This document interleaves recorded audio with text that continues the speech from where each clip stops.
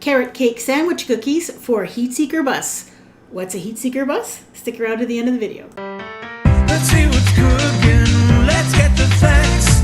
Let's see what's cooking. It's time for Yo-Yo Max 12. Hello everyone, starting off with 2/3 of a cup of brown sugar, and from that 2/3 measure, remove 2 tablespoons, put them in a small bowl, and then add 2 cups of shredded carrot. Then stir the carrot around so that the brown sugar coats the carrot pieces, and then transfer this into a sieve. Place this on top of a bowl and let it sit for 10 minutes. What's going to happen is it's going to draw out some of the water from the carrot, and that'll be better for the recipe. Just set that aside and we'll move on to the next part. Now you'll take another bowl, 2 tablespoons of butter, melt that in the microwave until liquid.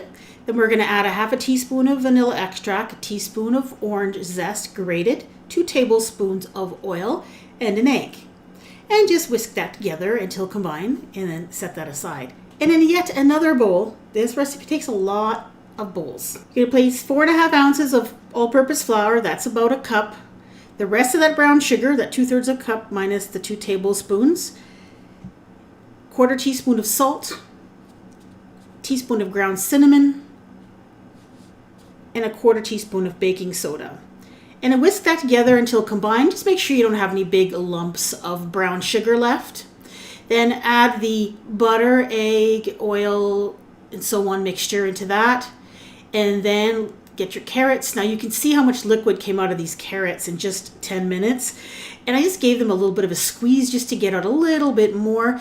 You don't want all that water in the cookies because the cookies will just be mushy and too sticky. So we just dry the carrots out a little bit for this recipe. Then we're going to add this to the other ingredients.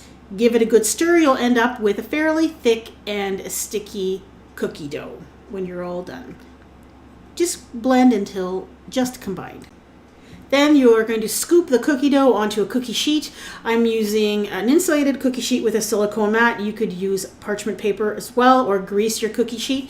And I put about 2 inches of space between these cookies, and it was barely enough. They ended up touching once they bake because they spread a little bit. So leave about 3 inches in between each cookie just to make sure that they don't touch. I made big cookies, so I ended up with about 8 sandwich cookies, so about 16 of the individual cookies.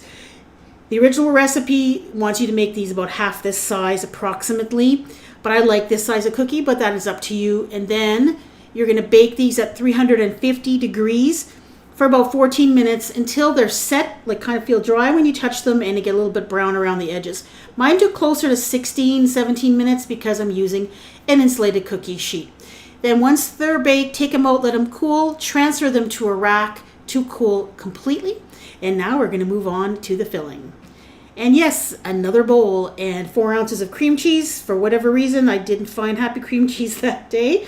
You have to forgive me. 1 cup of powdered sugar, 2 tablespoons of butter, that's at room temperature, 1/4 teaspoon of vanilla extract, a little dash of salt, and then blend that together until it's nice and smooth, and then that is your delicious cream cheese frosting. Now I transferred the frosting into a piping bag with just a hole cut in the end of it.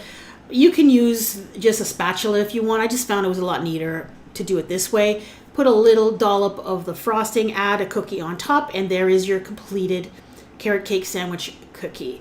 And I ended up with 8 very large cookies as a result. Now these are delicious. I really like them. If you love carrot cake, you'll love this because it's like little carrot cakes, little mini carrot cakes, except they are in cookie form. A little bit easier to eat because the frosting is in the middle. Nice and soft and very, very moist. Keep these refrigerated because of the cream cheese in the middle. And I would also suggest that you would double this recipe because it is kind of a lot of trouble. There are a lot of different steps and a lot of different bowls. You end up with a lot of dishes, so you might as well double the recipe because they are really that good and they're not going to last long. Now I had these little decorative boxes in the house, and because I was making these for a particular person, I decided to throw them in the box. That I put a little channel sticker that I had on there as well. I was making these for a YouTuber named Pierre, who has a channel called HEATSEEKER Bus. And I recently discovered that he lived actually fairly close to me. So we decided to meet up and I was going to deliver them in person.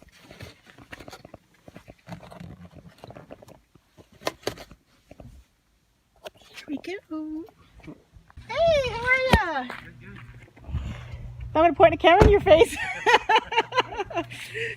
Hey, look, it's HEATSEEKER Bus. How you doing?